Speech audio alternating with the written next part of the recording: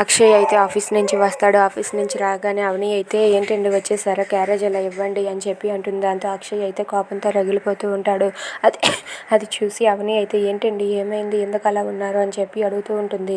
ఏంటి ఈ క్యారేజ్ పెట్టింది ఎవరు అని చెప్పి అంటాడు. ఎవరు పెట్టడం ఏంటండి, నేనే పెట్టానండి అని చెప్పి అంటుంది. అయితే వంట చేసింది ఎవరు అని చెప్పి అడుగుతాడు. నేనే చేశానండి, నేనే వంట చేసి నేనే క్యారేజ్ పెట్టానండి అని చెప్పి అంటూ ఉంటుంది. అది వినగానే అక్షయ్ అయితే చేసిందంతా చేసి ఇప్పుడు ఏం తెలియనట్టుగా ఉంటున్నావా అని చెప్పి అంటాడు. అది వినగానే అవని అయితే ఏమైందండి, ఒకసారి ఇలా ఇవ్వండి క్యారేజ్ అని చెప్పి అంటుంది. ఇక క్యారేజ్ ఇవ్వండి అనగానే అక్షయ్ అయితే తన చేతిలో ఉన్న క్యారేజ్ని విసిరేసి అసలు నువ్వేం చేసావో నీకు తెలుసా అని చెప్పి అవనిపై గట్టిగా అరుస్తూ ఉంటాడు. దాంతో అవని అయితే ఒక్కసారికి షాక్ అయిపోతుంది. ఇక అక్కడే ఉన్న పల్లవి అయితే ఎస్ నేను అనుకున్నది సాధించానని చెప్పి అనుకుంటూ ఉంటుంది.